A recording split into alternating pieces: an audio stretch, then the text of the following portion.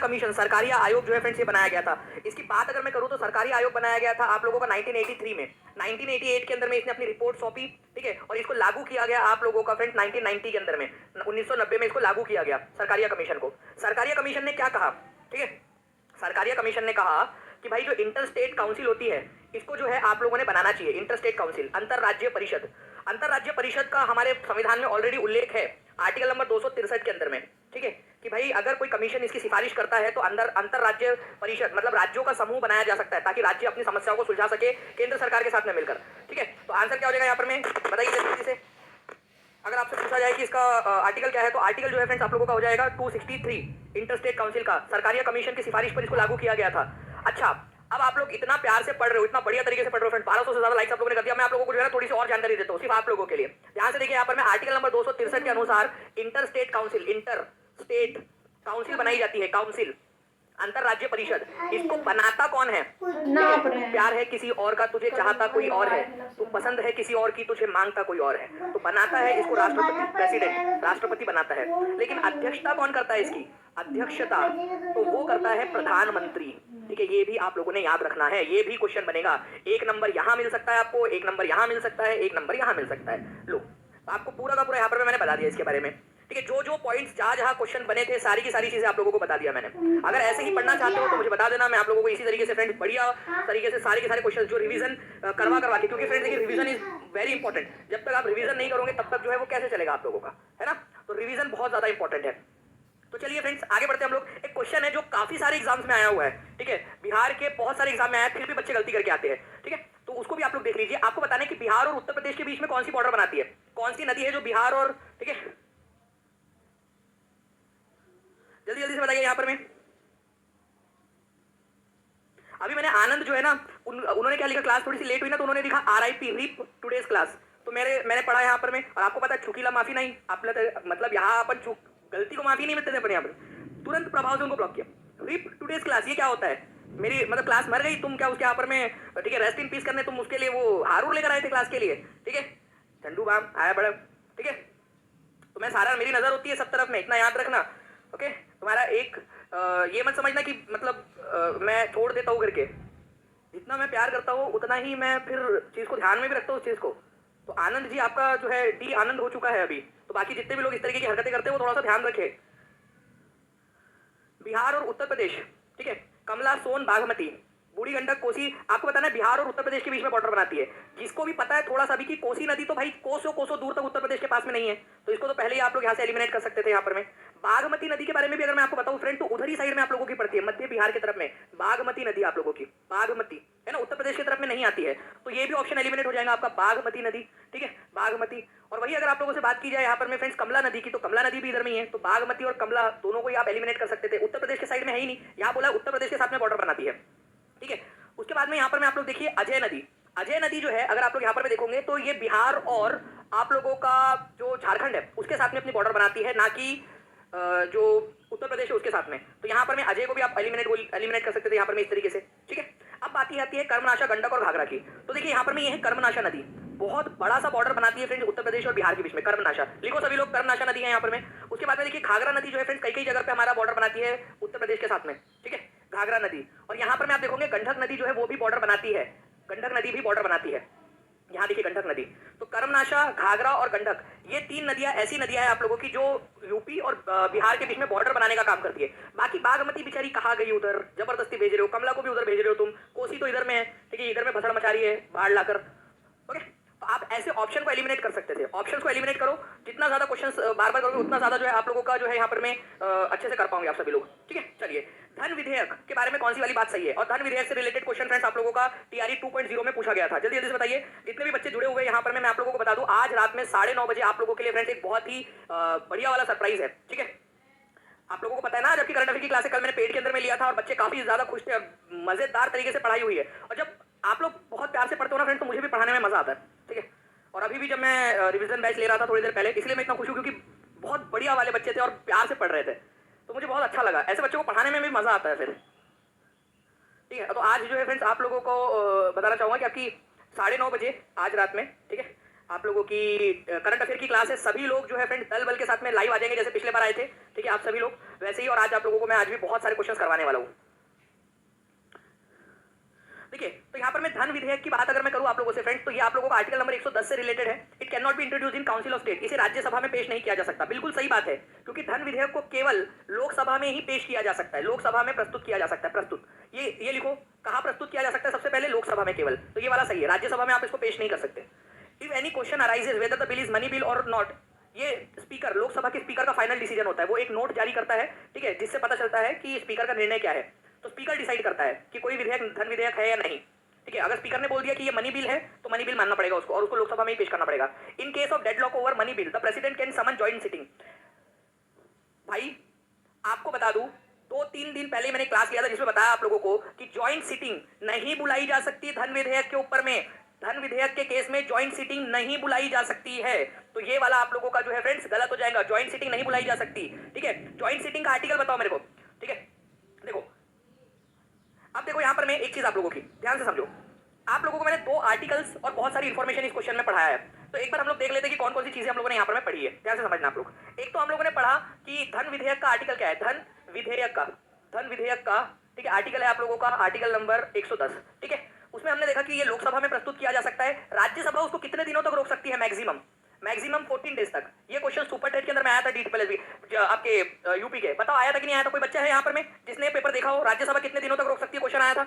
जल्दी से बताइए अगर कोई है यहाँ पर में तो, जिसने वो पेपर देखा हो, ठीक है। पिछले वाले यूपी सुपर टेट के अंदर में ये question already UP super TET के अंदर में आ चुका है, 14 दिन वाला मैक्सिमम। धन विधेयक के केस में, धन विधेयक के केस में no joint sitting, joint sitting नहीं बुलाई जा सकती, जॉइंट सिटिंग नहीं बुलाई जा सकती। वैसे जॉइंट सिटिंग का आर्टिकल भी कर लेते हैं। हमें तो क्या है, हमें तो यहाँ पर में बात निकली है तो दूर तक लेकर जाना है इसको। जॉइंट सिटिंग है तो आर्टिकल नंबर 108 है, ये भी आपको कराया हुआ है ऑलरेडी, है ना। चलो, अब जितने भी लोग देख रहे हैं जल्दी जल्दी से सेशन को लाइक एंड शेयर जरूर कर देंगे। एक एक क्वेश्चन पे मैं आप लोगों को मल्टीपल क्वेश्चन के बराबर की इन्फॉर्मेशन दे रहा हूँ। धन विधेयक वाला आर्टिकल पूछते हैं, जॉइंट सिटिंग का आर्टिकल पूछते हैं आपसे, ये जो इन्फॉर्मेशन है वो दे रहा हूँ आप लोगों को, ये भी पूछते हैं, ठीक है। जल्दी से 3000 के पार पहुंचाना है दोनों का नंबर आप सभी लोगों ने मिलकर। तो आपको बता दूं फ्रेंड्स आगे बढ़ने से पहले कि करंट अफेयर जो आप लोग मांग रहे थे, ठीक है, तो फाइनली फ्रेंड्स आज आपकी करंट अफेयर्स की एक बड़ी क्लास है जिसके अंदर मैं 100 क्वेश्चंस आपको कराऊंगा और साथ ही साथ रिवीजन क्वेश्चन भी कराऊंगा जैसे पिछले बार कराए थे आपको। तो जो बच्चा लाइव देखेगा क्लास को उसको रिवीजन क्वेश्चन भी करने के लिए मिलेंगे, क्वेश्चंस भी मिलेंगे और साथ में साथ टेस्ट भी मिलेगी, ठीक है। तो लाइव देखना है आप लोगों ने आज रात में आपकी, ठीक है, 9:30 बजे आज ये क्लास है, 9:30 PM पे आज। तो जैसे ही इस सेशन के बाद में आप लोग जाओगे वहां पर उस क्लास को जाके जो है लाइक कर देना है आप लोगों ने और नोटिफाई मी का बटन भी दबा देना है, ठीक है। तो सारे हर एक चीज से जिस पे भी क्वेश्चन बन सकते हो सारे क्वेश्चन आपको कराऊंगा जो आपके एग्जाम में देखने मिलेंगे। 8 नंबर पक्की वाली क्लास है आप लोगों की। नाउ फ्रेंड, ज्ञान प्रकाश मंडली किसने स्टार्ट किया था? ठीक है, तो ये स्टार्ट किया था दादा भाई नौरोजी ने, ज्ञान प्रकाश मंडली। अब ज्ञान प्रसार मंडली, ज्ञान का प्रसार करना है, किसको प्रसार करना है यहाँ पर में, ठीक है। रिवीजन बैच कितने बजे? शैला जी देखिए पूरा का पूरा शेड्यूल लगा हुआ है रिवीजन बैच का। अभी थोड़ी देर पहले मैं एक रिवीजन बैच लेकर आया हूँ SST के अंदर में, ठीक है। तो वो आप देख सकते हो, कल रात में मैंने लिया है करंट अफेयर की रिवीजन बैच के अंदर में क्लास। तो आप जितने भी लोग हैं वो उसमें हो सकते हैं ज्वाइन। और कल बढ़िया तरीके से हमने चंद्रयान पढ़ा, कल हमने आदित्य L1 पढ़ा, हमने G20 पढ़ा हम लोगों ने कल रात के अंदर में, ठीक है। कल रात में हम लोगों ने जो है फ्रेंड्स ये देखा कि किस तरीके से एशियन गेम्स के अंदर में हमारे भारत ने कैसा प्रदर्शन किया है, ठीक है। सारी की सारी चीजें पढ़ी। तो ऐसे ही हम लोग कंटिन्यूसली आगे में भी करेंगे। तो दादा भाई नौरोजी द्वारा स्थापित ज्ञान प्रसार मंडली का संबंध किस चीज से है? तो इसका जो है फ्रेंड्स ये याद रखना है आप लोगों ने, जो एडल्ट मैन थे, जो वयस्क हो चुके हैं पुरुष, उन लोगों को एजुकेशन के लिए ये बनाया था उन्होंने, मतलब कि बूढ़े लोग या वयस्क लोगों के एजुकेशन के लिए। तो आंसर इसका हो जाएगा ऑप्शन नंबर सी। ये प्लीज इसको याद रखना है, बहुत ही इंपॉर्टेंट वाला क्वेश्चन है, एग्जाम में पूछा जा सकता है आप लोगों का, ठीक है। चलिए नाउ फ्रेंड नेक्स्ट आप लोगों की बात करें हम लोग यहाँ पर में।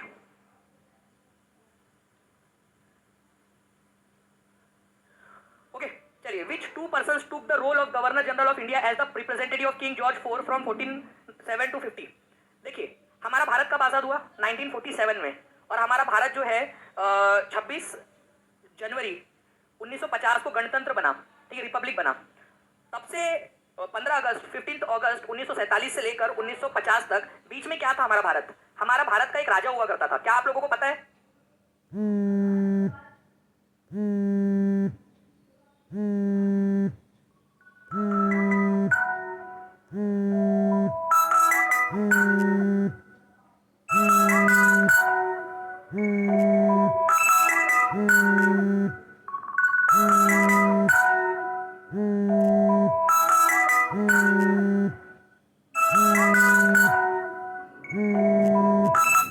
हमारा राजा कौन था? कितने लोगों को पता है कि हमारे देश का राजा हुआ करता था 1947 से 1950 तक?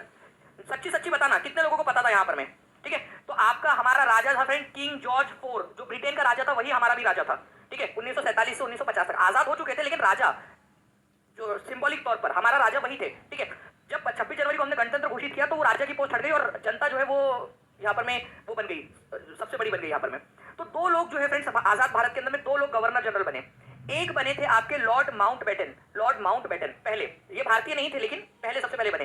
दूसरे नंबर पे बने थे सी राजगोपालाचारी, ठीक है, सी राजगोपालाचारी, ओके, सी राजगोपालाचारी।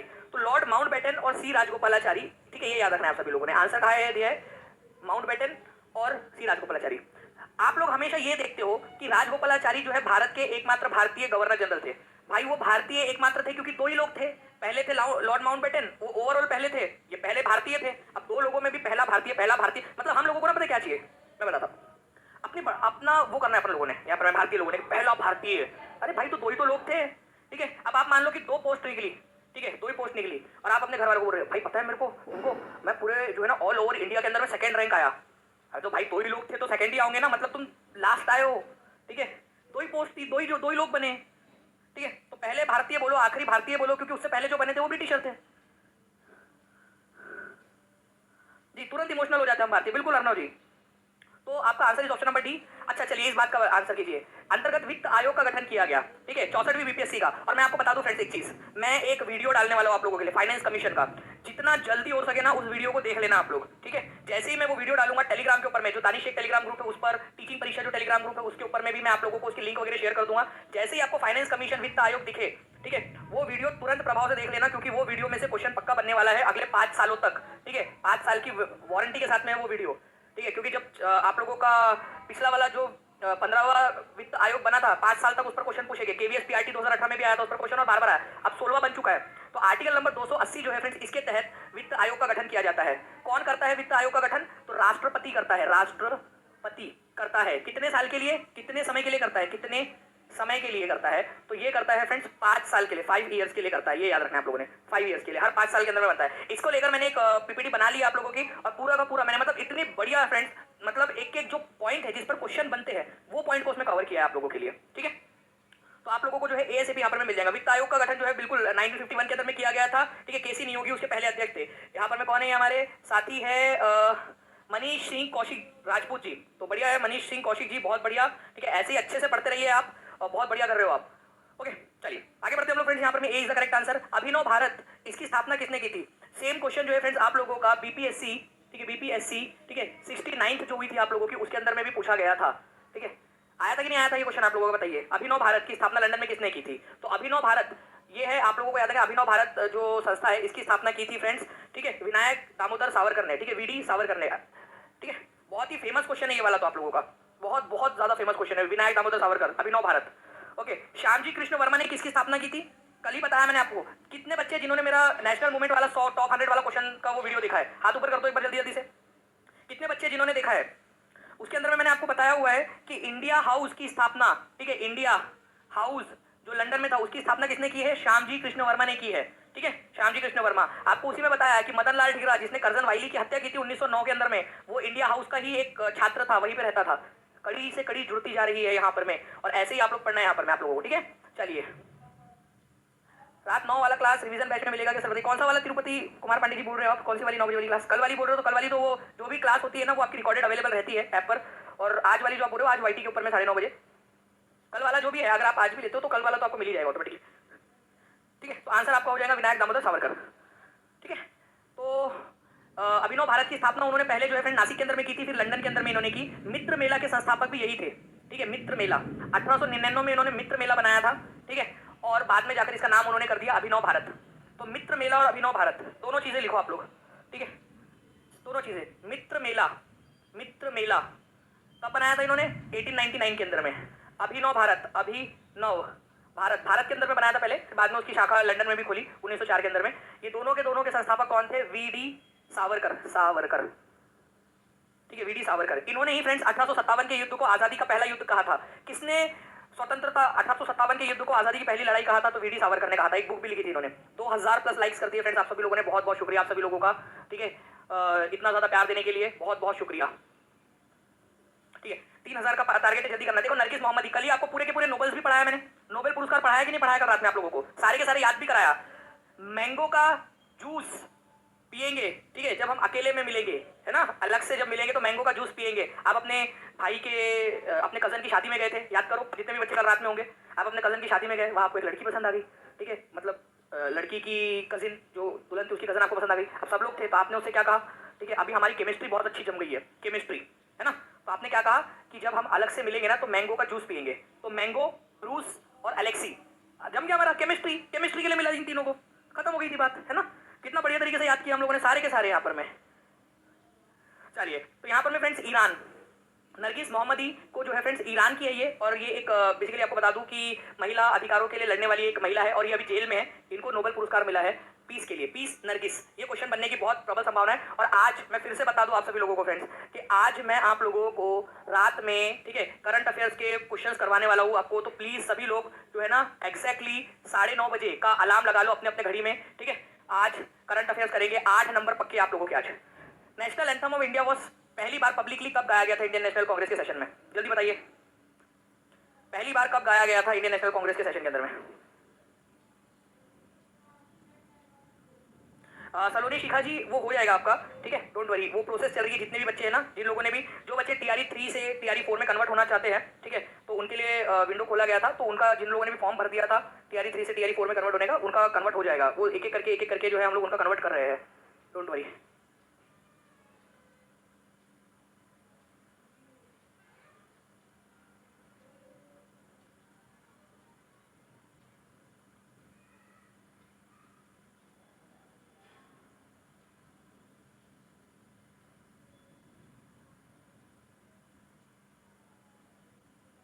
चलिए, गुड गुड फ्रेंड्स, यहाँ पर आप लोग देखिए, पहली बार राष्ट्रगान जन गण मन कब गाया गया था? तो जन गण मन जो है फ्रेंड्स पहली बार, ठीक है, 1911 के अंदर में कलकत्ता अधिवेशन के अंदर में गाया गया था। ये याद रखना है आप सभी लोगों ने।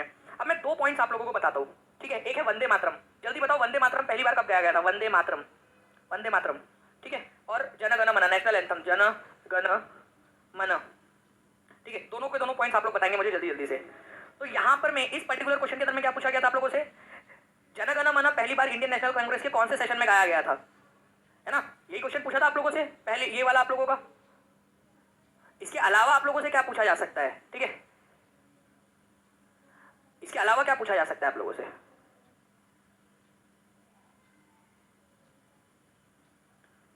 कि भाई उस समय के अध्यक्ष कौन थे, ठीक है।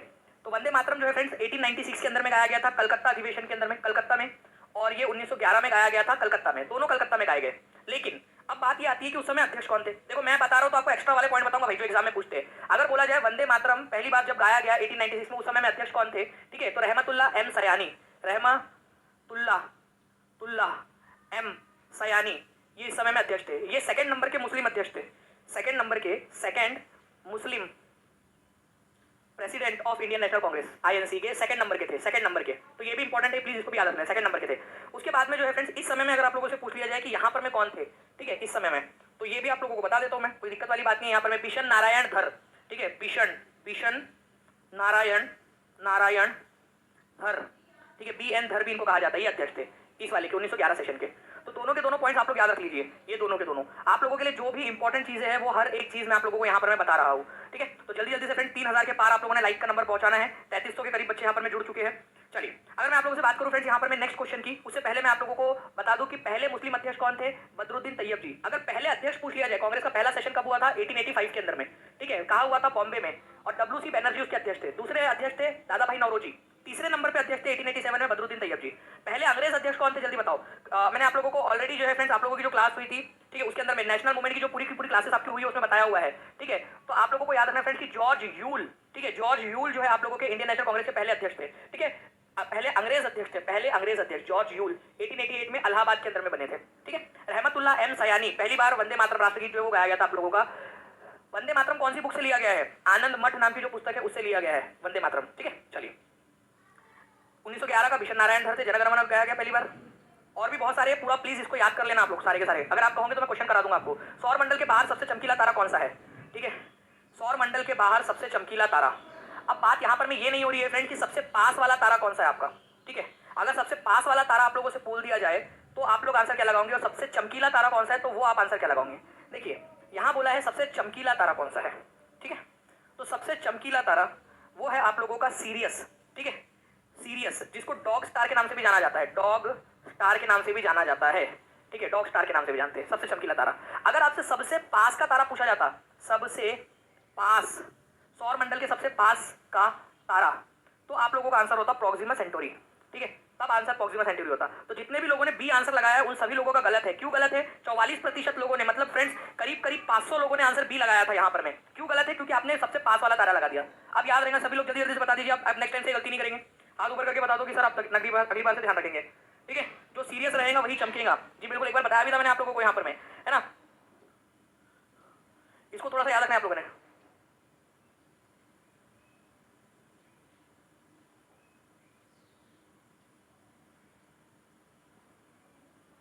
देखिए जॉर्ज, ये जो बच्चे ने एक पूछा है कि सर जो एक सनसनी है, सनसनी नहीं है बेसिकली, ये है कि रविंद्रनाथ टैगोर ने जो है वो जनगण मन जो है, ऐसा लोग कहते हैं कि जॉर्ज पंचम जो थे उनके सम्मान में लिखा था यहाँ पर। में ठीक है, तो मैं आप लोगों को बता दूं, ये जो है ना, ये पूरी कल्पना है लोगों की, ये है यहाँ पर। में ठीक है कि भाई वो उन्होंने इस तरीके से लिखा है करके, बट एक्चुअल में अगर आप लोग देखोगे तो जनगण मन के अंदर में कहाँ से जॉर्ज पंचम कहाँ से आ गया, ठीक है, कहीं किसी भी तरीके से जॉर्ज पंचम, जनगण मन अधिनायक जय है, भारत भाग्य विधाता, भारत भाग्य विधाता है, पंजाब सिंध गुजरात मराठा, ठीक है, द्रविड़ उत्कल वंगा, पूरा भारत के बारे में बात हो रही है यहाँ पर। भारत के गौरव को बढ़ा रहे हैं। आज भी आप जब पढ़ते हो तो भारत के प्रति गौरव को आप बढ़ाते हो। जनगण मन ने तो इवन आपके अंदर में भारतीय लोगों के अंदर में जो है उसको और ज्यादा बढ़ाने का काम किया है, आजादी की ललक को। तो सीरियस जो है फ्रेंड सबसे चमकीला तारा, ये याद रखना है आप सब लोगों ने। शाहजहां नामा किसने लिखी है? इंपॉर्टेंट पुस्तक है, याद रखिए आप लोग। शाहजहां नामा, बताओ शाहजहां नामा किसके द्वारा लिखी गई है?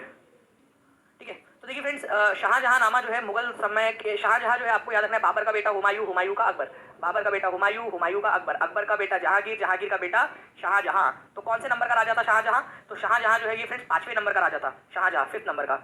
अब उसने खुद ने तो बुक लिखी नहीं, क्योंकि केवल 2 ही राजा है जिन्होंने अपनी खुद की आत्मकथा लिखी है, वो है बाबर और जहांगीर, जिन्होंने खुद की आत्मकथा लिखी। केवल 2 ही मुगल शासक है जिन्होंने अपनी खुद की आत्मकथा लिखी, बाकी किसी ने नहीं लिखी है, ठीक है, बाकी सबकी इन लोगों की आत्मकथा किसी और ने ही लिखी। तो शाहजहां नामा जो है ये इनायत खान ने लिखी थी, इनायत खान, ठीक है, ये भी आप लोगों को याद रख लेना है थोड़ा सा। ओके, दारा शिकोह तो उनका बेटा था, शाहजहां का बेटा, शाहजहां का एसजे का बेटा था ये, बेटा, बड़ा बेटा, बड़ा बेटा, ठीक है। इसने क्या किया था, ठीक है, उपनिषद का जो है, उपनिषद को ट्रांसलेट करवाया था फारसी भाषा में, फारसी भाषा के अंदर में ट्रांसलेट करवाया, और उसका नाम रखा था सिर ए अकबर, सिर ए अकबर, सिर ए अकबर नाम रखा था उसने उसका, ठीक है, सिर ए अकबर। तो दारा शिकोह के बारे में आप लोगों को अगर मैं बताना चाहूँ, ठीक है, क्या क्या पढ़ा हमने वो देख लेते। शाहजहां नामा किसने लिखा? शाहजहां नामा किसने लिखा? इनायत खान ने, इनायत खान ने, ठीक है, चलो हो गया। उसके बाद में हम लोगों ने देखा कि शाहजहां का एसजे का जो सबसे बड़ा बेटा था उसका नाम था दारा शिकोह, दारा शिकोह नाम था। दारा शिकोह जो है फ्रेंड्स, इसने क्या किया, उपनिषद जो थे, उपनिषद का ट्रांसलेशन करवाया था। ट्रांसलेशन किसमें करवाया था उन्होंने, कौन सी भाषा में? तो फारसी भाषा में करवाया था, ये याद रखना है आप सभी लोगों ने। और इसका नाम क्या रखा था उन्होंने? ट्रांसलेटेड नाम क्या रखा था? सिर ए अकबर, ठीक है, सिर ए अकबर नाम रखा था उन्होंने, सिर ए अकबर नाम से ट्रांसलेशन किया था उपनिषद का। तो इसको भी आप लोगों ने थोड़ा सा याद रखना है। 3400 लोग, आप लोग फिर से लिख दीजिए कब हुई थी, कब की थी, क्योंकि ये अपने आप लिखा हुआ है वहां पर, उसमें तो कोई दिक्कत वाली बात नहीं है यहाँ पर में, लेकिन फिर भी लिख दो। बंगाल का गवर्नर जनरल कौन था? Governor general of Bengal, governor general of Bengal कौन था उस समय में? ये क्वेश्चन एक एग्जाम में आया था। वॉरेन हेस्टिंग्स, वॉरेन हेस्टिंग्स था उस समय में, ये याद रखना आप लोगों ने, वॉरेन हेस्टिंग्स।